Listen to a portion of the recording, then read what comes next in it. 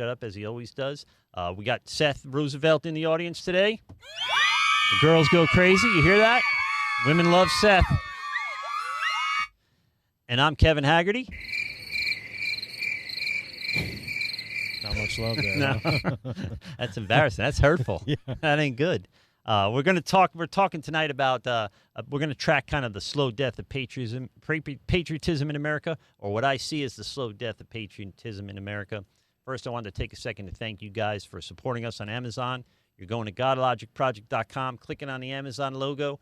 When you shop as normal, and all you do is go to your Amazon account, shop as normal, but Amazon's sending a couple bucks to the Godlogic Project to help to pay the monthly bills around here.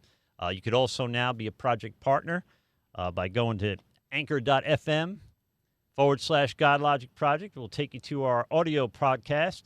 You just click on support. Boom, you can pay it. You can support us with $1, $5, or $10 a month, and you really will be helping us out because I don't have a lot of money, and it is running me about $100 a month to keep this thing going. So if you get a second to do that, that would be awesome, guys. As always, I want to thank you guys for subscribing to the GodLogic Project. If you haven't done that yet, click like right here, somewhere like right here. There's a subscribe logo. Click that. You subscribe. Ring the alert bell. You get reminders when we put up new content. Share this content and all GodLogic content you see on social media so we can raise awareness for this ministry. And that's it. We got an interesting topic tonight. This is probably a little bit controversial, but something that's been on my heart. And there was one guy I wanted to bring in for that, and a guy that really thinks about these things, thinks these things through, and has been a guest on the show before. Seth Roosevelt, say hello to America. Hello, America. Thanks for having me, Kevin. I appreciate it. Now, we get like 1.3% of our viewership from Indonesia. So Really? We are really GodLogic International now. So we're no longer just a Tampa Bay podcast, but we're national, bro. I got a call from like Tennessee. Sounds like worldwide. Yeah, so we're big. So you and I are friends, so you know me as Pastor Kevin or Kevin the Plumber, but I'm really a celebrity now. So when we go places, probably get the best table, once they recognize who I am and and then you're with me like my entourage. If I had an entourage, I'd put you in it, and we'd be treated like kings everywhere we go. Yeah. Make sure you click the $9.99 on the GodLogic Project so we can afford stuff like that. So we'll go eat at IHOP. Yeah. So we're gonna have kind of a tough conversation. All of our conversations are kind of hard to have. I encourage folks to kind of participate in these things. So I think what's killing America right now is the intellectual bubbles we seem to stay in. So conservative-minded people tend to stay amongst conservative-minded people. Left-wing-minded people tend to speak to left-wing-minded people only. And, of course, it breaks down to Christians, tend to talk to Christians. I think it's important that we get out of those intellectual bubbles, because what seems like a great idea when we're talking to people that we know are already going to agree with us can seem pretty stupid when you take it out into the light. So beware of any ideology that flourishes in the darkness and withers in the light. The Green New Deal comes to mind. Getting rid of cows and airplanes. That seemed like a great idea when they were talking about it amongst their left-wing friends, their socialist friends. You put that out in a free market democratic republic, and it gets made fun of, right? And then they have to retract it. And we didn't mean this, we didn't mean that. So it's important that we talk about things that we generally don't want to talk about. With that in mind, guys, we're going to open the phone lines up in a little bit. So I want you guys to listen, be part of the conversation. I haven't started doing it, but we're going to track comments on, we're going to start tracking comments right now on Democratic Republic, and it gets made fun of. Whoa, we're going to start tracking comments on the YouTube channel, youtube.com/GodLogic Project. I got it open now, so you can comment there, and we'll bring it up on the air. So we're talking about, Seth, we're talking about the the slow death of patriotism, but what really is on my mind, or what's really on my heart with this thing, is that I think it's only a matter of time before the American flag, 13 stripes, 50 stars flag that we're used to, the one behind your head, in fact, I think people are going to begin to call that a hate symbol. So we've allowed the left to change definitions on us and label things hate that I say aren't really hate. And they're going to say, like the statues they were pulling down in Charlottesville, and all the, somebody died from that. Saying that these historic statues remind them of colonialism or slavery or anything like that. I think we've gone too far. I think they're always willing to go a little further. And we're gonna unpack that a little bit in this show, but it starts off with was Haley Barbour that took the Confederate flag off the South Carolina flag after Charlottesville, and which struck me as odd, first of all, that would be on their state flag, because to me it's a symbol of secession. It's a symbol of treason, in a sense, right? To Southerners, it's a symbol of being rebellious, of pride, and things like that. And to black people, it represents slavery and oppression. So it struck me as odd that it was on the flag in the first place. But it didn't stop there. They took it off of everything. They've essentially eliminated the Confederate flag from our history, or tried to. And you can't even watch the Dukes of Hazzard anymore because it's on the top of the General Lee. You can't go buy a toy in Toys R Us, if they were still in business, of the General Lee, because it has a Confederate flag on top of it. So I don't think to me it's akin to Nazis burning books, right? You can see the correlation though with the Confederate flag and direct to slavery. So there is but like we were chatting outside, is that there's always this starting point that where we think, okay, so we handled this, but they put what's the saying? Put the pedal to the metal, and they just keep it never thing, so one thing after the other, which is that's reasonable. There's a reasonable thing when it comes to the Confederate flag, just because of what it can represent, what it has represented in the past. So removing that is not something that seems totally objectionable. But then, what's next? Like you mentioned, take this flag down. Yeah, take that statue down. And ultimately, I think, and I put a thing on Facebook to kind of see how people would respond to the topic tonight, and they didn't respond necessarily well. But it seems like younger people are okay with the idea. It seems like in our country now, patriotism is kind of Neanderthalic. It's kind of outdated. You got to be kind of a schmuck to be a patriot anymore, and that hurts. That hurts me. I feel bad about that personally. And we can see through if we start kind of tracing American patriotism from World War II. During World War II, everything was turned towards the war effort. There was a tremendous sense of national pride, and then after World War II, we got almost instantly into the Cold War. But after World War II is really when we became a superpower. So I think it's because our infrastructure was unaffected. Most of Europe's infrastructure was destroyed in World War II. Ours was intact still. And so we became the supplier to the world. People started buying our products because we were the only ones that were making a product, besides the Scandinavian countries, that were really we're making a product that people need, well-made, priced right, that kind of stuff. So I think that above anything else, we got, in that sense, we got a little bit lucky. So, but in the 50s, during the beginning of the Cold War, God and country were very important, right? And the 60s start, and we see kind of half the population being hippies, half the population being what would be squares. And throughout the 60s, there was an angst against the United States, against government. And I share some of that angst still. I'm not a big government guy. And then it was just over, right? All of a sudden, the summer of love is over, and Kent State happened, and the Rolling Stones had that concert in Monterey with the Hells Angels, and it was not lovey anymore. It wasn't the 60s that everybody was used to, and it just kind of, the whole thing fizzled out and went away. But the hippies didn't go away. They went on to start to run our universities and our media, and I think that is that nature, that angst that they had in the 60s never really went away. It kind of fermented on our college campuses. What do you think of that? Well, that was that's a little, you were more part of that. That's before my time too. Yep. For the record. When you mentioned something back in the 60s, God and country, God definitely started to get, as we look and we start to see things kind of get edged out. Yeah. God starts getting edged out, country starts getting edged out. And from what I understand from that time was, there's a big revolt against the Vietnam War.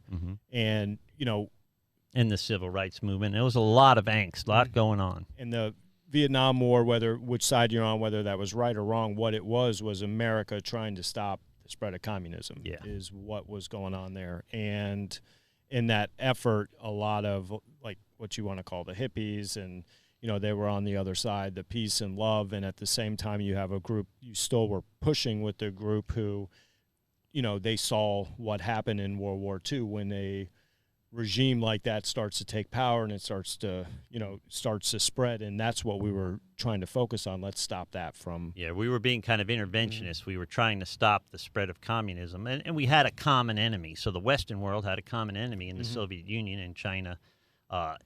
So there was, again, there was a strong sense of, the strange thing about the 60s was there was a strong sense of patriotism in contrast to the strong sense of anti-patriotism or anti-government or anti-colonialism or anti-everything, right? I mean, they were, like Marlon Brando said in The Wild One, what are you rebelling against? He said, what do you got? I'll rebel against anything, And we have that nature. I know growing up as a teenager in the 80s, we didn't have anything.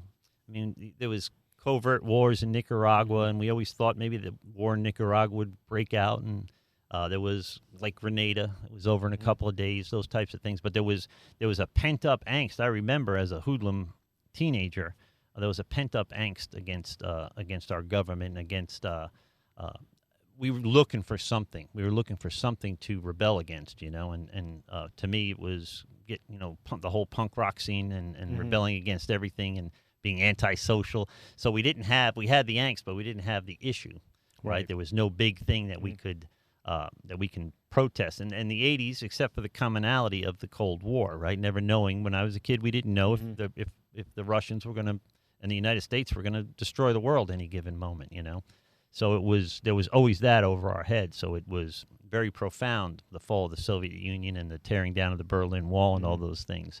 That's when I first started kind of noticing politics and these things, and I remember with Reagan, tear down the wall, Gorbachev, all that, and that's kind of my introduction, at that age to start to see, when I got interested in, what is the Soviet Union, what is this communism, and that's where it kind of grabbed my attention, and along with, and we probably talk a little bit about this tonight too, and I remember learning in school about communism, about socialism, and about these regimes, and what America stood for and the values of America, and I bought into that.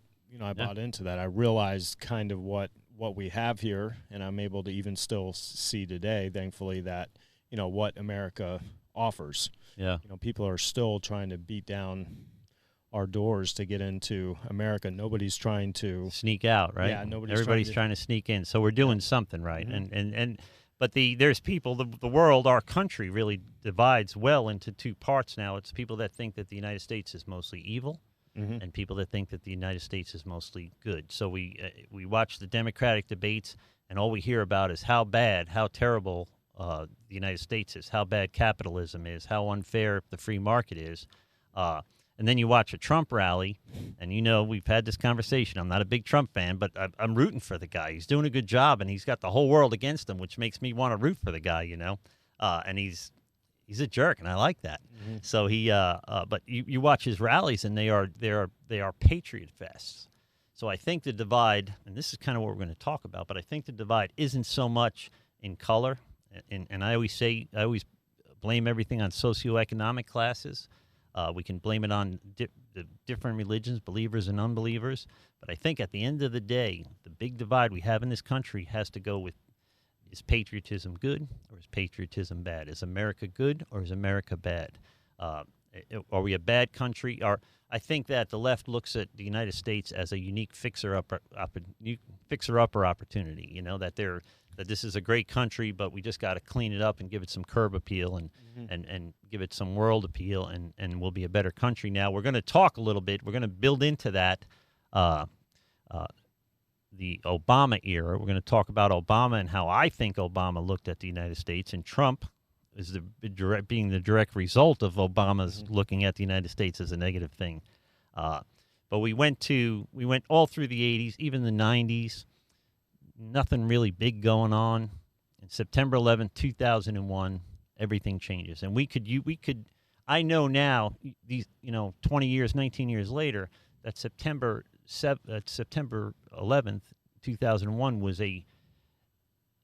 our whole history, our whole recent history, modern history can be broken down into pre 9/11 and post 9/11 because everything changed. So after 9/11, we were horrified, right? Being a New Yorker that was in Florida, I felt kind of guilty that I wasn't there to help, to be part of that. It's something I took very, very personal, and I remember seeing a few weeks later, everybody was buying flags. You couldn't go to Home Depot and get a flag. You had to wait online. There were flags everywhere. People were loving the country. And I remember seeing kind of the hippie dudes, the hipsters sitting on the street in Manhattan barefooted with their dreadlocks, playing Kumbaya and playing all these great patriotic songs and really everybody candles and everybody's feeling patriotic. And I remember thinking to myself, in a couple months, those people will be burning those flags, and I was right. It eventually, it rather quickly ended the common value that we held in having been attacked and defending ourselves. Didn't last long for half the people, and I would say that was because of that stored up angst they had for all those years, needing something to protest, needing to reinvent the hippie movement of the 60s, and wanting so bad. There were hippies around when I was a kid, kids that thought they were hippies. I kind of maybe was a little bit like that too. They just wanted, they had flowers in their hair and they wanted to be hippies and they wanted to reinvent the 60s and the summer of love and all these things. And now all of a sudden we're bombing Afghanistan and later get involved in Iraq, which I thought was a terrible idea given how many enemies we had in the world. Iraq didn't seem to be in the top 4 to me. We had Syria, we had North Korea, Iran. We had a lot of bigger problems than Iraq. So how we got, that's not tonight's show, but how we got into that. But so I think that played a role in, the weapons of mass destruction. Then they weren't there, and where are they? And Bush knew they weren't there, and he was just trying to feed the war machine, and all this started. We saw patriotism really crumble during those during the early 2000s. We saw a rise in it, of course, with the, and that's the initial rise, yeah. Well, we have a tendency as groups for tribalism and to rally around something. Sometimes it's an ideology, sometimes it's a cause. Then when something like 9/11 happens, then as Americans, we get to rally around, America, and we get tied into patriotism. But like you mentioned, that fades fairly quickly, because that 9/11, they take down the trade centers, and then we fight kind of a covert war over there, and it's not, everyone in America just keeps on going on about their daily lives as, the stock market, all those type of things start to recover. Yeah. And then, with social media and just how distracted we are today, it's hard to get stay engaged in something like that. Well, I started the plumbing company in February of 2002 and did very well. The first few years were amazing. So the economy was not hit the way you would expect the economy to hit. We came back as a nation very quickly. I think the underlying angst was still there, right? So and I can tell you what I think are the reasons, and don't forget, the hippies didn't disappear, but they began to run the big media companies, and they began to run our high schools and our colleges and our universities. And they are, this whole time, this kind of anti-patriotic dialogue is being built, right? So they're building their arguments. They're testing their arguments amongst themselves, some of them good, some of them not so good. And eventually we have a situation where our colleges become almost indoctrination camps, right? So there's even a Bernie Sanders guy that Project Veritas, I think, got a video of a Bernie Sanders guy saying that we've got to send conservatives to the gulags to be re-educated, not to be killed, which is nice. That's compassionate of them. But to be re-educated, to be brainwashed, because we didn't go to college, we didn't have the opportunity to be brainwashed. What if we can't be re-educated? Yeah, and then we got to be rid of, right? And what if we're unhealthy? We got to be rid of. And socialism is not going to support the unhealthy, right? What if what happens when you're 75 and you get cancer? Well, it's not financially wise to treat you, so you're gone. You know, that is. And that.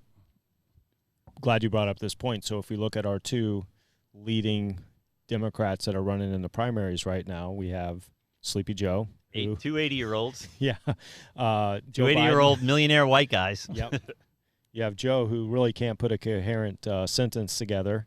But the guy is likable. You know, he's kind of got that grandfather type of appearance. But then now we have Bernie Sanders. Yeah. Scary, right?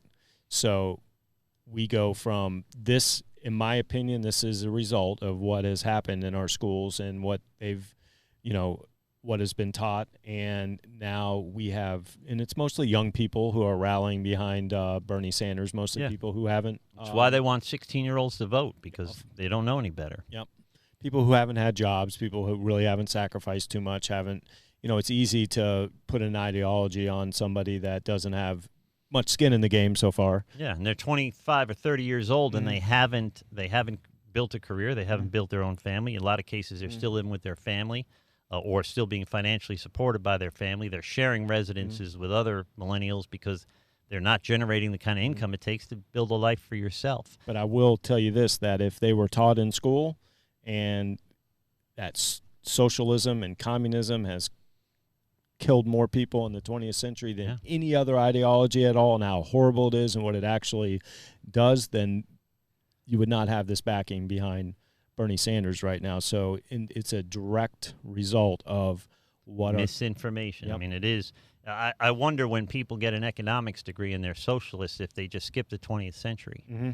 And there's no example, there's no good example ever in socialism and communism. You can call it democratic socialism, you can call it whatever you want. It's a means to an ends again. So where they may start with democratic socialism, may become real socialism, eventually it'll become communism. If we become, here's I did a show on this recently with Brian McGuire and Greg Geeka, whatever his name is. Some of that, yep. And he, my worry is, and my point was that never really got answered, was how far is too far? So we have social programs. People argue that we're a socialist country already, but we're a free market economy that can support social programs. So how far is too far before, right now we want the government to help us. How far do we got to go before we need the government to help us? If we want the government to save people now, 10 years from now, we might need people. We might need the government to save us. And then there's only one party, right? There's no free market politically either. There's no competition politically. It's the party or not. And that, I think, is where I think America is going to go socialist, and I don't think we're going to be able to come back very easy. But I'll say that if any country could come back from socialism, I think it would be the United States. But we've kind of gotten off the subject of patriotism, haven't we? Well, I think it's in direct relationship to patriotism, because if you're willing to turn, let's go all the way back to our founding of our country. Why did we originally get into the ships and come over to the United individual States? Freedoms and freedom of religion and freedom of expression and assembly and all the things that they put in the Constitution in the first place. Patriotism, right? So this is a direct result of the opposite, in my opinion, of patriotism, so to speak. We're willing to turn over everything to the ruling class of the government rather than, capitalism. Well, one of the responses I got to my Facebook ad, I just put up the thumbnail for tonight's show and asked anybody if they had any interest in this topic, and I got some. I got a couple of younger, I believe, socialist worldview people that thought that it would not be a terrible thing if we got rid of the flag and just got a different flag. That it was not that important. I had what I believe is a Christian guy that kind of maybe a little bit accused me of idolatry, that I worship a flag, and he sent me some good videos, and I watched them. They're too long to show on the show, but he made some good points. But I don't look at the stars and stripes the same way. I don't look at that flag behind you the same way I look at the cross behind you, right? I don't worship the flag. I have honor for the flag, right? But it's not my religion. My country is second to my faith in Jesus Christ. So in a strange sense, Christians, or not even Christians, but Christ followers, are kind of a third-party observer to all this, because we don't worship our government like the left might do, and we don't worship tradition like the right might do. But we do worship a living God. That's what's most important to me. Then if I have to choose, I certainly would choose my faith over my country. But I don't think we have to choose. And in fact, I think my country was built on the same beliefs that I hold myself. So when I hear people say we should, the Constitution is a living document and it should be changed to meet the times, I think that's the very antithesis of what a Constitution is. Constitutions are written that they're not changed, right? That it's very difficult to change them. We can change the Constitution, but it's not easy. So otherwise, if you're just going to change it every year, why have a Constitution at all? We're the only country that's been under the same Constitution for 244 years now, almost. What's the average? Like 50 years is every 17 years or something like that. Other countries that are still around have rewritten their constitutions. We're the only one that, by far, that stayed under the same Constitution this far. The left would use that as an argument for why we need to catch up with Europe. But I say we're ahead of Europe, right? So why would I want to settle for being Europe or being Europe-like? That's ridiculous, right? United States is exceptional. Obama made the argument that United States isn't that exceptional, or his argument was actually everybody's exceptional, which goes against the definition of exceptional, right? The United States is exceptional. We are a better system than has ever existed. And so let's talk a little bit about that. And this is kind of where my Black in America got off track when we started talking about Obama and Trump. I got away from my show notes a little bit, but we're going to do a part 2 of that, by the way. We're going to call it Back in Black or Black by Popular Demand or something. So Michael Carter and Mike Easton are coming back to do that show again, or to continue that show, because we only got halfway through the notes before we started arguing, which was fun. I liked it. Great episode, by the way. I'll put a link for it here or somewhere. I don't know how that works exactly. So anyway, so we go through 9/11, and in the 2000s, there was still brewing this anti-American, mostly in academia, right? There's this growing, I'm still fairly unaware of it, by the way, this growing anti-American fervor, right? But then we get Obama as a president, and I was excited to have our first black president. I would have voted for him, except for a couple of things. One of the things was Reverend Wright and praying God damn America, and that's your pastor for the last 20 years, and then that's a problem. And then his big thing was fundamentally change America. And I'm thinking to myself, there's things that need to be changed in America, but we don't need to make fundamental changes, right? We don't oversteer the ship because we're a little off course, but we fine tune what we're doing. We don't just sink this ship and get in another one. So there was, I ended up not voting for him, even though I was excited to have the opportunity to have our first black president, and we did. And to me, he had the chance to do so much. He could have really unified and put the final nail in the coffin of all the things that were wrong in this country. And instead, he opened that wound up even wider. And I think he intended to heal, but he didn't. He made things worse. So now all of a sudden we have Obama and this overtly anti-American president. For the first time, we have a president I don't think liked America very much. Right? He's going around the world apologizing. He goes to the prayer breakfast and he slaps around Christianity at a prayer breakfast. I mean, even if you're going to do that, that's not the place to do it, right?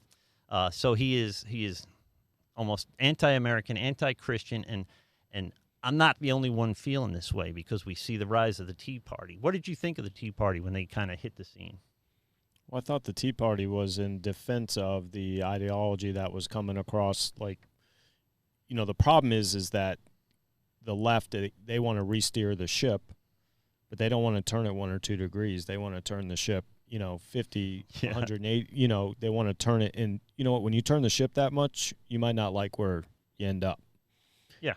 And when I saw how they were trying to legislate through the courts and through judges, I don't know if you remember that, where they were trying, they weren't doing it through Congress. They were kind of sideswiping Congress and the House, and they were trying to push legislation through the courts. And when I saw that happening, I realized that they were trying to get the job done, but they weren't going to do it out in the light in front of the American people. And I think at the same time, that's when the Tea Party started to kind of rise up, because we started to, if you can, go around the Constitution and start to pass this legislation through the courts, then, what defense do we have against that? Yeah. And I think that was the rise of the Tea Party. And, I agreed with, it was just, let's stick to the Constitution. Let's, American values. And of course that was seen as, that was pushed as racist. And, I think they tried to, they purposely misled people about the Tea Party. And if you think I'm going to argue that there were no racists in the Tea Party, certainly not. There's racists everywhere. I don't think you have to be white to be racist. I think that's another fallacious argument. But I remember particularly they showing the Tea Party, and a guy had an AR-15 on his back, and they cropped it so all you can see is the guy's arm and the AR-15. Mm-hmm. Well, Fox comes out with the video uncropped, and the dude's a black dude. Right. So they show this guy with the AR-15, and they're saying what a scary, racist, white nationalist this guy is, and he's armed, and he's crazy, and the Tea Party's racist. And they were calling me the N-word, but there's no video of it, strangely enough. There's video of everything else. These politicians can't eat lunch without making a video of it. Yet there was no video of all the claims they were making about the Tea Party. But then they go so far as CNN goes so far, I think CNN, to show this guy with an AR-15. And a couple days later, they show the whole video. It's a black dude, member of the Tea Party with an AR-15. So it was... They're always trying to mislead us, and they're so effective misleading young people, and because they control the media and they control the colleges and institutions, that they again, that ideology flourishes in the darkness. But then you bring it out into the light, and you end up, and normal people are like, no, that ain't okay. That's not good enough. That doesn't make any sense. And I think that's what the Tea Party was. And I think they were also fiscal conservatives, and the Republican Party embraced them when it suited them, and the Republican Party dropped them like a hot potato when it didn't suit them, and they wanted to spend money as fast as the Democrats, and that's really the reality of it, So the Tea Party I didn't look at as white supremacist. Everybody would argue it's easy for me to say because I'm a white dude, whatever. I think that there is racism, but I don't think it's anywhere near the scope of what they make it seem like in the media. And I think there's people that benefit from the problem and people that benefit from the solution. So the drug companies benefit from your illness. They don't benefit from the cure. They lose a customer if you're cured. Same thing with the race baiting media and the leaders of the African American community. If racism is not a big problem, what are they going to do for a living?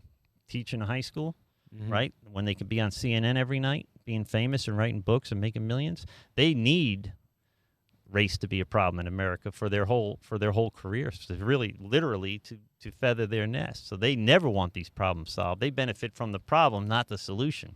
Very dangerous. People don't think like that. And part of what we do at the GodLogic Project is talk about things that people otherwise are uncomfortable talking about. I've been called everything since in the year that I started this podcast. I'm either too Christian for some people or not Christian enough for other people. There's no love in the world, but it doesn't change the truth, right? And if we stand, hopefully, with what we see as the truth, I don't think we could really go wrong. So we have Obama as a president. What was your kind of take on Obama? By then, you're pretty politically aware, right? So were you kind of excited about having a black president? Did you feel like I felt, or how did it go for you? I was hoping that he would, just like you mentioned, I was hoping he would come in and he would make some great changes. I was listening to a lot of conservative, like Rush Limbaugh and stuff like that, and they had their opinions, but at the same time, I was hoping maybe this guy is going to come in, he's going to make some big changes. Make a real difference. Yep, make a real difference. At the same time, he was doing the tour, apologizing for America, and that was kind of a bad sign of what to come. I mean, he hit the ground running with that. It was very early in his first term. He literally said, like a week after he got elected, that the Republicans can come along from the ride, but they're going to have to sit in the back of the bus, which is a clear reference, right?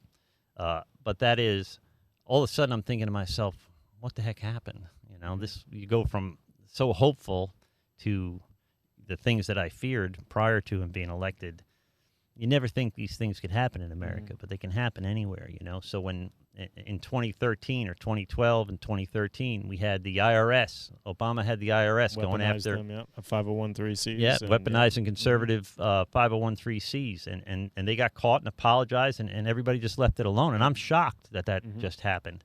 And then we had the NSA reading our emails, and I'm not super shocked, but I was surprised that they even came out and said it, that they got caught.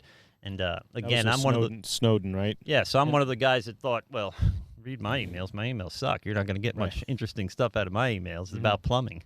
But then Benghazi happens a week before, 2 weeks before the election, whatever it was, and we let those 4 people die. We let our embassy be overrun in Libya. And the narrative that they brought out of why that actually happened compared to what the truth was it was to vilify and it was to vilify us in the face of our enemy, right? And literally to preserve his election coming up in 2012 or whatever. They said that it was a YouTube video and it upset people in Libya, and that's what happened. For a week, I forget her name, not the Secretary of State, but Chief of Staff or whatever, went around to all the talk shows and talked about this video that nobody's ever saw. I've never seen it produced anywhere. And even leaders of other countries, Arab countries, Muslim countries, are saying that's not what it is. It's the anniversary of 9/11. It's a terrorist attack. And so other countries are saying it, and our country's squashing it. And it was to me, it was heartbreaking. I mean, it wasn't just a meme on Facebook. It was freaking heartbreaking that our country would stoop to that our leader would stoop to that. So if we were going to hire a football coach, would we want a football coach that wanted to win, or would we want a football coach that wanted to tie at the end of every game, you know? So these are the things that solidified my anti-globalist views. I call myself a nationalist. People lose their minds. But I'm not racist. I'm saying that our government should put America first. We still need to participate and be part of the world economy, but it doesn't mean we need to break even with the world economy. Why would we do that? It's globalism. You mix globalism. I don't know how they plan on mixing globalism and socialism, by the way. They want to give free services to everybody, even if you're an illegal, if you enter the country illegally or you're not an American citizen. How are we going to pay for that? You think immigration is an issue now? Wait till we're giving away stuff, literally giving away everything for free. What are we going to do then? How are we going to support the whole world? We can't even support ourselves with a $25 trillion debt or whatever it is now. You know? I have to get another job to help support that. Yeah. well, luckily I'm disabled, so I'm so lucky to be disabled, except for the disabled part, except for the chronic pain. No, I remember when you had that neck brace on. That big Frankenstein scar. So we have a president that for 8 years that is just driving America down and shaming white people and dividing black and white people, and people are buying it. People are falling for it, and people are excited about it, and that's what creates someone like Trump. So we're going to get to our buddy now. You were kind of a Trump guy. I was kind of not a Trump guy. I remember we were eating somewhere, and you said, "Oh, look," I said, "Trump's doing a good job," and you said, "Oh, look who's coming around," you know. And the reason I like Trump so much, really didn't know what his policies were. I didn't really know what. And they were always very liberal, to be honest with you. But I knew one thing, is that we've spent quite a few years dealing with politicians in the White House, and I thought, you know what? Whether you like the guy's policies or what he's about, wouldn't it be nice to have somebody in there that can't be bought? Yeah. Somebody that has all the money already, that can just go in there and do what he thinks the right thing to do without all the interference that happens. And I believe a lot of good people get into politics, end up in Washington, D.C. Get eaten alive. Because of the money and all that stuff that goes on there, and they don't, that's why I would really like term limits for Congress, because I think people would be able to vote with their heart a lot more than their pocketbook. But I was excited to see somebody get in there that, like it or not, he's going to do what he feels is the right thing to do. And we just went from, the Obama presidency, which seems like it's parts of it's anti-capitalist, and get a guy that's in there that obviously knows how to run a business or two, and somebody that can go in and just stay away from all the Washington politics and make some decisions based on what he feels is the right thing to do. So that's the reason I liked Trump in the beginning. But it turns out, watching what Trump's policies are, what he's done, like Israel with the tax cuts that he did, he stayed pretty true to conservative values, a lot more than Bush did, for example. Well, and he is for a guy that just kind of stumbled on the scene. Like, we knew who he was. I remember him getting that Woolman rink done in Central Park when I was a kid, and he was a developer. He was kind of a celebrity in New York City, at least. And then he gets on TV. I've never watched the show, but The Apprentice. So he becomes kind of a national personality then. And I knew who he was, but I know that I was first a Rubio guy. But I thought, a one-term senator that can give a good speech and young and handsome, we just did that for 8 years, right? Mm-hmm. And nothing happened, or even bad things happened. So I went Ted Cruz in my heart, right? And never thinking for a second that Trump would become the candidate, and ended up voting for him. And I voted for him because of the vice president, Pence. I compared the two vice presidents, and then the Supreme Court. So when you think about what this guy has done for America with the Supreme Court, what he's done with the getting hostages back from our enemies. Before we negotiate with anybody, they have to release our hostages, right? Renegotiating trade deals that were charitable. We were giving people charity, right? Mm-hmm. And we had the mentality of we're part of a global family, a one world order. Scripturally speaking, biblically speaking, that should scare the hell out of people. Unfortunately, it doesn't, but it should. So we have a situation then all of a sudden where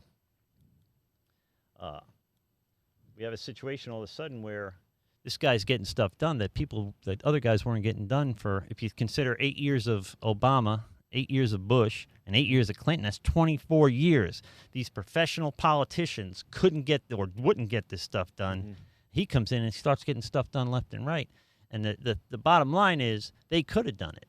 They could have built a wall. They could have gotten our hostages back from Iran and North Korea and all these places, and they just didn't, right? And here's this boisterous, disagreeable guy that is just getting stuff done left and right with all the power, all the negative power in the universe coming after him. Oh, yeah. The media is after him. Half the Republicans in the first year or two, the Republicans hated him. But he's racking up these victories. Now the Republicans have to get on board. The Democrats and the mainstream media put every resource they have to take this guy down, and he's still there. I can't believe it. He's like the Teflon president. Yep. And so all of a sudden, not being a Trump guy, I'm rooting for the guy. And partially I'm rooting for him because he's doing a good job. Partially I'm rooting for him because these little crybabies are getting their butts kicked, and by one guy that is so. I wish he didn't tweet. If he didn't tweet, I'd love him. But if he didn't tweet, he'd never get any coverage. I mean, never any positive coverage. So he's doing a great job, and he's solving problems. But at the same time,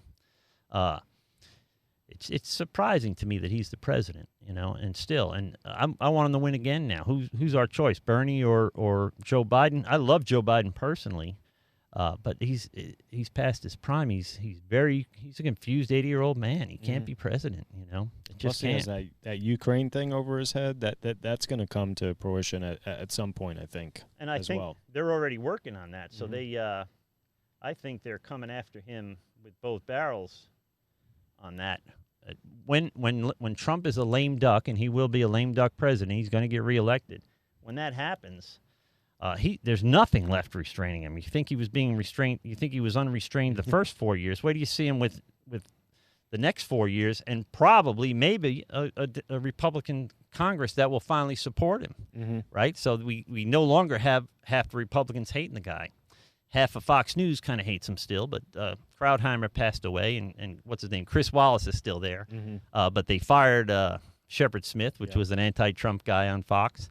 And Fox is kind of trying to bring in centrists or moderates, I think. So Trump's now mad at them for bringing in kind of moderates. But we're going to open the phone lines up, Seth, and I answer the phones. Let's take a break here for a second. I answer the phones while I'm doing the interview. So I'm the engineer here, and I'm also conducting the interview. So when I answer the phone, it gets a little awkward. So if you call in, I'll answer the phone, tell you just to hold on. You'll be on mute till we can finish our sentence, and then we'll bring you on the air. You can use your name or not use your name. If you're inappropriate, you're just going to get hung up on. You're going to get muted because it's a live show, and I can't stop them from saying whatever they want to say. So if they're inappropriate, if they're too far over the edge, we just mute them and go on with our lives. While we're taking a quick break, stretch our mental legs here for a second. Again, I want to thank you guys for supporting us on Amazon. Going to GodLogic Project, click the Amazon logo, shop as normal. Amazon's sending us a couple of bucks. You become a project partner at anchor.fm.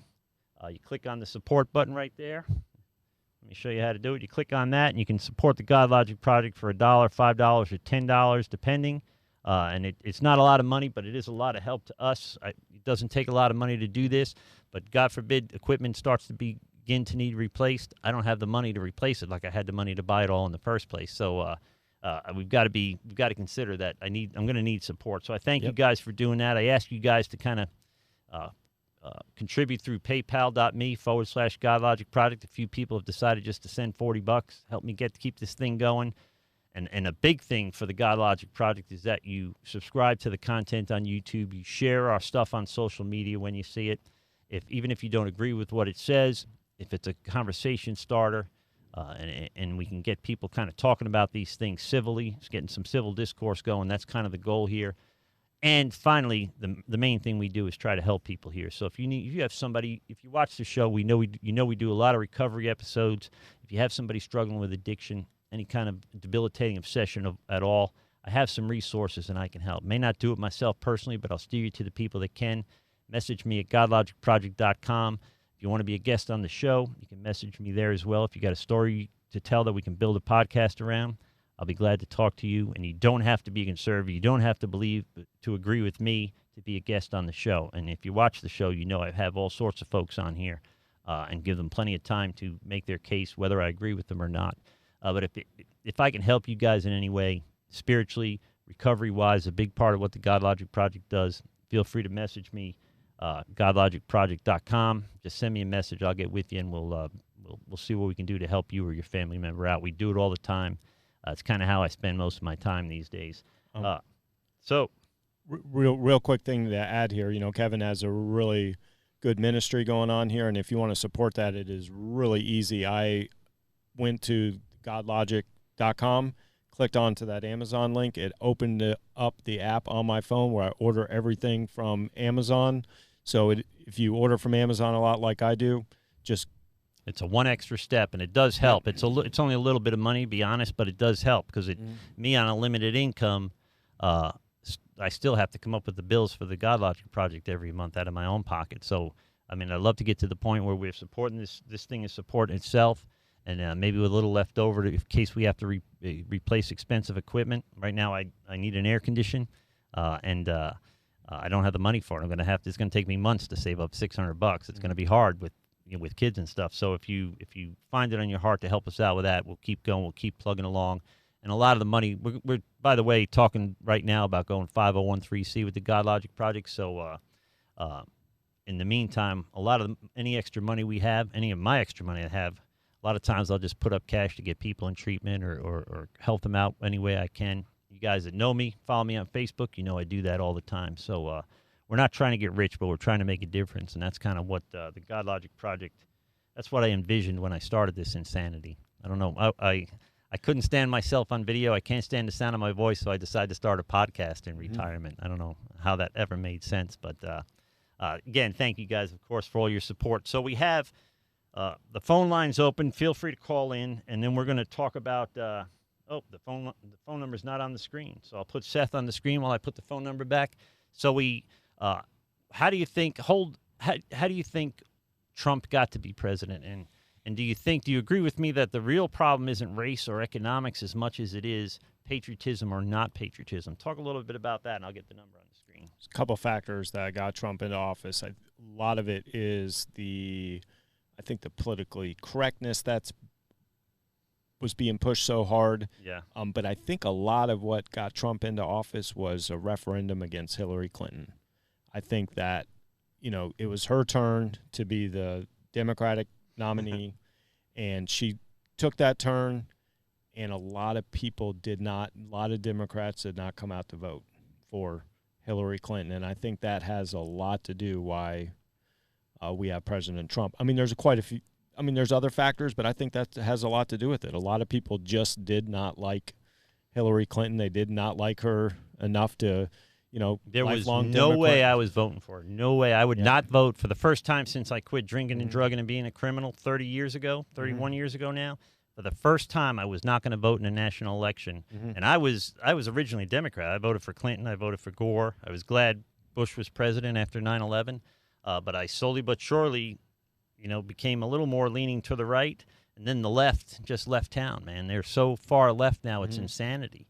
So I'm like a conservative by default. I kind of have to be a conservative because there's no other thing to be. I'm not going to be a socialist, right? I'm not going to be an anarchist. I'm not going to put on a black hood and beat people up with baseball bats. People are. It's gotten to the point, and this is what worries me. It's gotten to the point where they don't have the conversation. They shut the conversation down. So if the first thing they say is, "I'm not gay, so I can't speak into the issue of homosexuality or same-sex attraction or transgenderism because it's not my thing. I don't suffer from that," which is fair, except to say that we can't shut down the conversation. We can't have only black people talking about black issues, only white people talking about white issues, only Christian people talking about Christian issues, only right people talking about right issues. We have to do it as a country. And I think we're real close. You and I did an episode, but I think we're real close to being on the edge of civil war.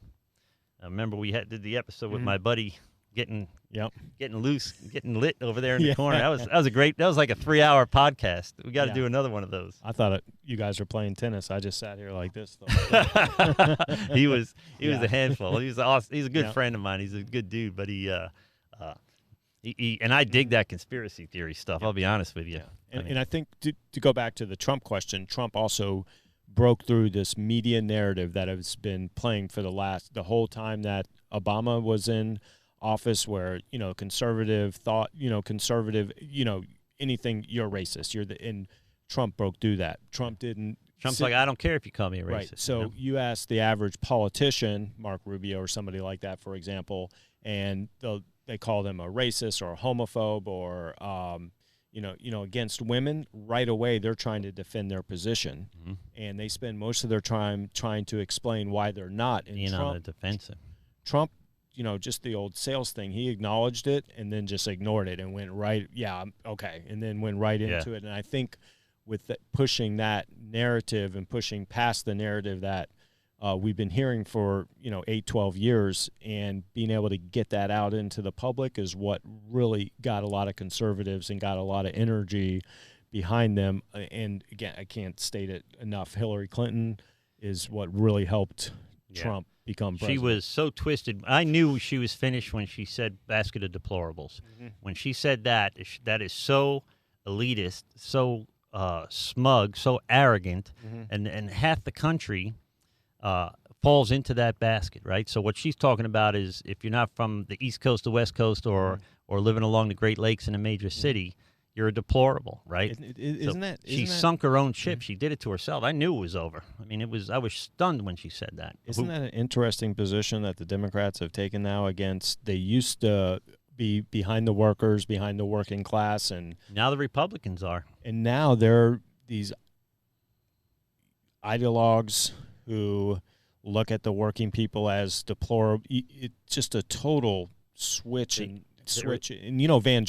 Van Jones, a guy I like. Van Jones is he's the guy that said white lash or whatever on election night. But I like Van Jones. Yeah, I think he's got some radical ideas when it comes to You don't have to agree with me for me to like you, but he said some more positive things about Trump lately. I've seen, and I saw what he said. The Democrats have gone all in on trans rights, and these things that they do matter, but when you look at the percentages of people, very small part of the voting, although they have an emotional support for that. So we were watching the debates early on. Van Jones, I think, I don't want to speak for the guy, but I think he feels like the Democratic Party has abandoned African-American community. And that's what he's saying. I'd be interested if he said that, because they now the illegal aliens are the cash crop for the Democratic Party. If you think about it, the Democratic Party were behind slavery, right? They had to reinvent themselves after the Civil War. They were against civil rights. They had to reinvent themselves, and women's rights for that matter. They had to reinvent themselves after that. And now they're against free market capitalism. They're going to have to reinvent themselves again. They continuously sink their own ship with this insanity. And it goes to that they're trying to outwoke each other. They're trying to outdo each other. And what was unthinkable in the early 2000s is probably common thought that America is mostly bad, that we are built on racism and nothing else. We're not exceptional, and our president told the whole world we weren't. And so I think they created the perfect environment for Trump to sweep in, and literally, I thought he'd last a month and then Pence would be president. The guy's in 3.5 years or whatever it is, and he's killing it. And he's absolutely killing it. Everything at him, from Russia Unbelievable. to impeachment. It's where do you see the FISA thing, the Steele dossier and all that? That was Obama spying on a political opponent for his party. That is going to come back to Obama was a legacy president, and Trump will destroy his legacy before his second term is over. And I don't dislike Obama personally. I don't dislike Joe Biden personally. I'm not a big fan of Bernie Sanders for what the things he believes. But I bet I would be friends with Obama if I knew him. I bet I'd be friends with Joe Biden. I guarantee you I'd be friends with Biden. I like Biden. He was my guy when I was a Democrat back in the day. And I'd probably get along well with Trump because he's a New Yorker. He's a wise ass. He's just like me, right. You know. And I'm stunned how well he's doing, and I'm stunned when people say he's not doing that well. Oh, like we now change the standard because because the standard doesn't suit you anymore. The idea that America is mostly bad crushes me that so many people think that now. I don't want my kids to go to college. I want them to go if they go for not the humanities, but they go for some of the STEM stuff. Yeah. So they go science, technology, electronics, something like that. And my daughter just got accepted to a kind of a high school she's going to do cybersecurity. So it worries me that my kids will be cajoled out of their Christianity, cajoled out of their patriotism, if I leave them unsupervised amongst their peers. And you put these kids in a college campus, and there's grown adults telling them, don't worry about what your family says. Don't worry about what your parents says. Well, 18-year-old kid, that's freaking heaven. They're out from under the tyranny of a loving father and a loving mother all of a sudden. They're all in. They're going to buy whatever they're selling, right? Yeah, so they're already running wild. Yeah, you know? So it is a perfect opportunity for them.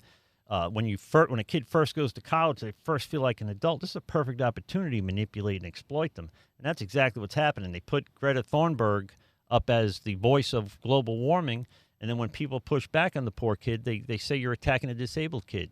Well, you exploited her in the first place by making her the voice of your movement. So what do you think? Everybody's just going to be quiet because she's a young girl who has Asperger's, whatever she has? I'm not sure what she has. So you got to expect, if you put that kid out, if you lead with that, if you lead with your chin, if that kid is your chin, expect to take it on the chin. That's the way it is. But they know in the old days, no one would ever come against that plan and would ever speak against Greta Thunberg. In this environment, they're waiting in line to make fun of the poor kid, you know. And the parents this kid must have to allow her to be exploited like that, and the gall, the evilness of a party that would exploit a disabled kid like that. And then turn around and say, how dare you disagree with this kid? She's 16 years old, and she's going to lecture the rest of the world on global warming. It's insanity. It breaks my heart that the idea that America's evil is so popular and so it permeates all sorts of things in our lives. And I have friends on the left too. You know, they disagree with me on Facebook.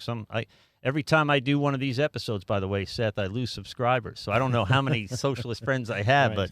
But they tend to unsubscribe because I hurt their feelings. You figure it out by subtraction. Yeah, so it doesn't matter to me. It's fine with me. I know guys that they're smart guys. I love guys I respect, known them my whole life. They seem to be full flight from reality when it comes to politics now. And the common denominator is they went to big universities, you know, and they come out lockstep. This is the first division in the Democratic Party I think I've seen in my lifetime, or at least in my political aware lifetime. Jordan Peterson said something that I thought was interesting. I don't know if he was at Harvard or Yale, and he was there during a big protest, and they were protesting capitalism, and Jordan Peterson was like, do you realize that you are protesting against you guys are going to be they were protesting the 1%. And yeah. he said, do you realize that you're protesting against your future self, the opportunity that you're about to have but that's what they're teaching. Yeah. It makes perfect sense to them. It's like I said, an ideology that thrives in the darkness. But when you bring it out in the light and you talk about it, it's bizarre and it's scary. It's a little scary to me, to be honest with you, that people that, like I said, I know they're smart people. I love and respect them. And they are so all in on these ideologies that are absolute insanity. And history tells us they are. I am a patriot, right? I'm a pastor. I'm a pastor first. I'm a father. I'm a pastor. I run a church. I run the podcast. I'm an American. I love America. My mother came here from Ireland in 1955. My grandparents on my father's side came here at the turn of the century. I love this country, and it just kills me to see people, especially now our leaders, talking bad about it. You watch a Democratic debate, there's not a lot of American flag pins, by the way, on there. Bloomberg wore one, and I don't know what that little round one Bernie wears, probably a hammer and sickle. Yeah. But you see a couple of them wear flags, and the big kind of, it's misleading that there's no American flags on the Democratic debate stage, but it's all red, white, and blue stars and stripes. There's just no physical, literal whole flag, and which is what kind of gave me the idea for this. They're not wearing the pins. They're not showing the flag in its entirety. These are our leaders that are probably pretty comfortable with the idea of getting a new flag when they get the opportunity. Beto O'Rourke said, if a church is not doing same-sex unions, same-sex weddings, or ordaining homosexuals, that he will take away their 501(c)(3). Well, that's a big deal. So if you take away a 501(c)(3) from a small church, they're out of business, right? Barring someone else, the body of that church supporting themselves. Most of the money we get are at the end of the year when businesses are writing off their expenses, and they give it to the church, and we make that last all year. That passing the basket thing isn't a moneymaker. It just isn't. I mean, he says, well, we're going to come for your, hell yeah, we're going to come for your AR-15s and your AK-47s. And then Biden just made him the czar of gun control the other night on TV. It's absolute insanity. I've got a guy that messaged in, Drew Enders. This is a guy I went to Our Lady Queen of Peace with in Staten Island probably in the 70s. I don't remember when. I was supposed to graduate high school in 85. So, yeah, the late 70s. I was in grammar school all through the 70s. But he has a YouTube channel, too, and I got to find a link for it. But he said he just tuned in. Don't know what you covered. I started in college with indoctrination of students, and it worked its way down to kindergarten. And then he says they are teaching anti-American revisionist history. This guy is fervently right-wing. So he makes me look like a liberal. And so I'm trying to get him on the show. I almost had him on the show for this episode, but he doesn't get off of work in time. But we got to try to figure a way to do a video remote with him because he's a character. He's a cool guy. So thank you for watching, Drew. And we're going to try to put a link for his YouTube channel in the description below. Because I do check it out. He sends it to me, and I watch it. It's just a brief 10-minute rant in his car. It's pretty cool. It's easy to watch, light listening, and it's funny. He goes off. So I have to, on the other hand, remain pastoral. So I'm learning to walk a very fine line. Well, they've definitely played the long game. That's for sure. Yeah. And you got to hand it to them. In 60 short years, they turned everything around. Do you remember when we went over the planks of the communism? This is one of the big ones. Infiltrate the schools, infiltrate the media, do away with religion, and Hollywood. Break down the family. The family unit is gone now in America, and I'm really part of that problem, right? I've contributed to that.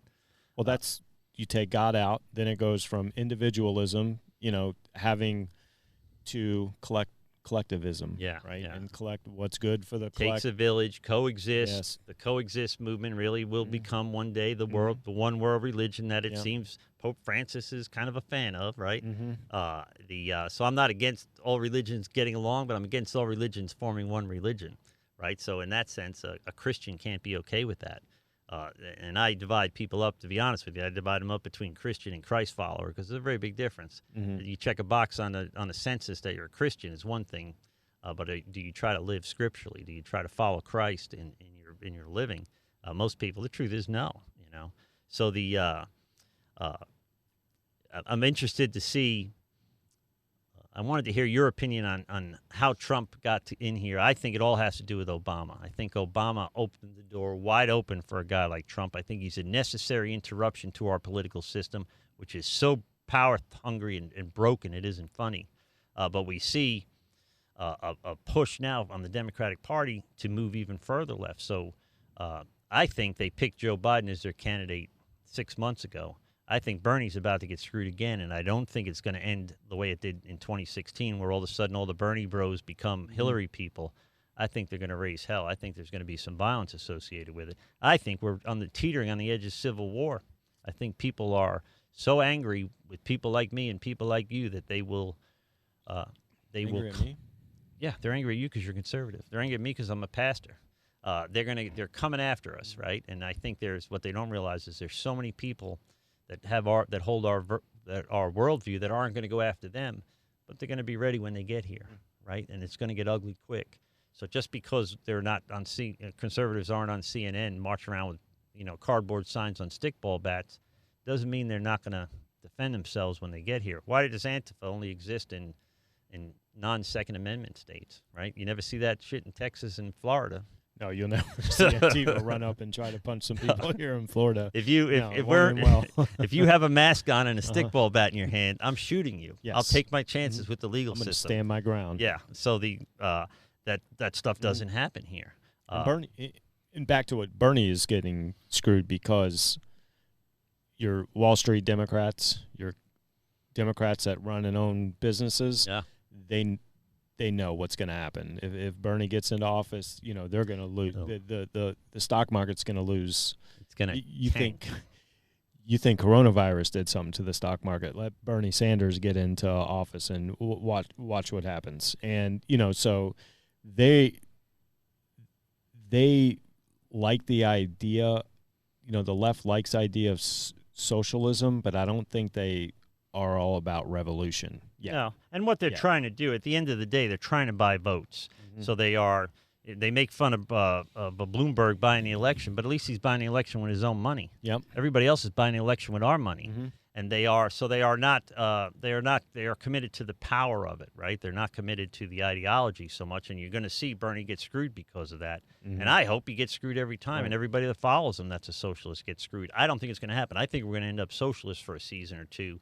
My worry is, and I think any country that can come back from that, it'll be us, but can we come back from that? Once you go so far, you need the government to take care of you. It's over. It's game over. Now instead of them working for you, you're working for them, right? We're eating off their plate, and they'll decide how much we get. Well, that's a tough ride in, and it'll be a tough ride out. That's for sure. Yeah, I think that my big worry is if we go that far, we're going to be in very big trouble. And the idea, I swear, I watch the news and I listen to my friends, my left-wing friends on Facebook, and they are dying for the coronavirus to kill millions of people in the United States just to get to Trump. They are dying for the economy to collapse just to get to Trump. They don't care what price America has to pay, so long as they get Trump and their ideology is restored. Their utopian delusion that Obama furthered is reborn. So they're hoping that bad things come to America, and that is the very heart. That is the very deceiving heart of anti-Americanism, of anti-patriotism. They can give a rat's ass what happens to this country so long as their ideology thrives. So it's the idea of having to depend on the government. I already have to depend on the government as a disabled American, and I don't like it. It's only been a year or two, right? What if we have to wait in line for bread, right? Bernie Sanders says, well, at least there's a line for bread. Bread lines are a good thing. Yeah.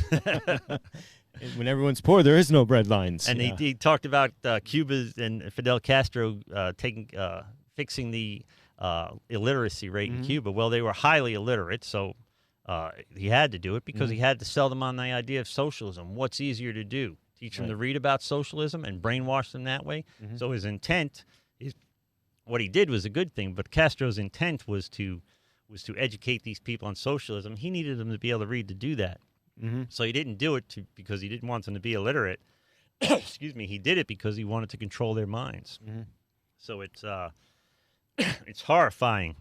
Why you would use Castro as a reference to talk about a program, when you happen to sit in a country, the United States of America, which has pulled more people out, there's more people out of poverty. There's so many here and around the world, by the way. Exact. With the free markets, there's billions of people today that were below the poverty line 30 years ago that are not anymore. And why you would use regimes like Castro's regimes as a reference to talk about a program or two. And I heard a pretty funny joke to that, is how they increased the literacy rate in Cuba was everybody, they got to 100% literacy because everyone who can't read was dead. Yeah, they just shot them. I saw one today that said, what did socialists use what did socialists use after electricity? And what did socialists use before candles? And they said, what? Electricity. Yeah. So it's the outlook isn't good, and I pray for this country. I really do. I love my country, and it worries me, and it worries me to see this kind of unraveling, and so many people that like I said, I know and love and respect. They're smart people, but I can't believe they believe the things they believe. So we're on the air over an hour now, so we're going to wrap things up. One question before we wrap things up. Do you think a lot of the result of anti-patriotism, anti-Americanism is because people just have it so easy now? There's not, because as I was thinking about this very briefly today, I did think a little bit about this. Thank you, buddy, for preparing. I did write down the definition of patriotism: devotion and vigorous support to one's country. So yeah. I did get that much in, but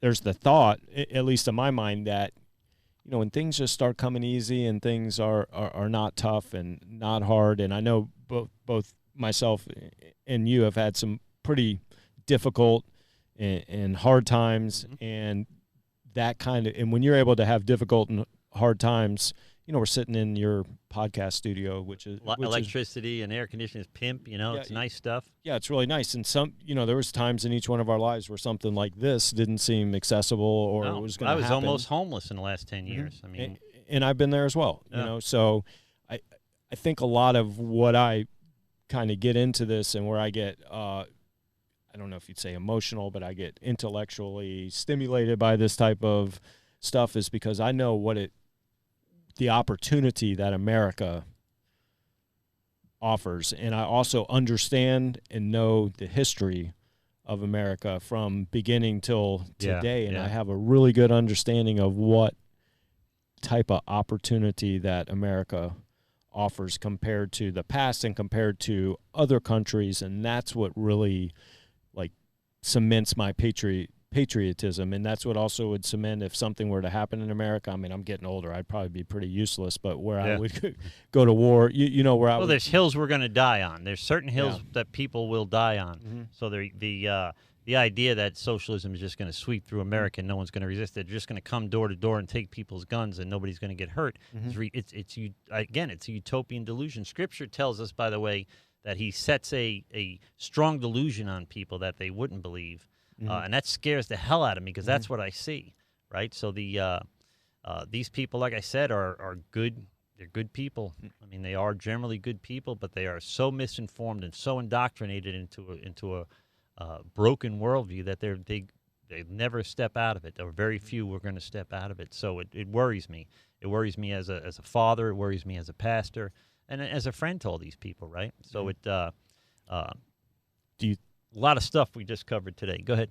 Do you think the ease of life in America now has a lot to do with... Talk to immigrants that escaped communist countries. Talk to immigrants that have escaped Sharia countries. Talk to immigrants that have escaped real oppression, real abject poverty, and not just kind of the poverty. Dinesh D'Souza, I think I'm quoting him correctly, when his dad, he asked why his dad came to America in the first place, he said, I wanted to live in a country where the poor people were fat. Yeah. Right? So we have it so well that even the poorest of us have a car. Even the poorest of us have a $400 cell phone. Even the poorest of us have a roof over our heads and Wi-Fi and electricity and 800 channels of cable. I don't have cable, but I could have cable if I wanted to, if I thought I'd watch it and it wasn't a waste of money. So the people that immigrate from other countries have a real understanding of how great America is. Again, why are people sneaking into here? Why aren't they sneaking into Cuba if that's so great, right? Why aren't they, you go to the Scandinavian countries and they had a huge Muslim immigration since the Syrian war. Mm-hmm. They're not including immigrants in their social programs. Right. You got to work there and pay taxes to be included in the social program. So those people are essentially in the camp still because they're not getting any more than it's going to take to keep them alive. Well, because they understand, and I don't know if I can say this word, homogenized. Yeah.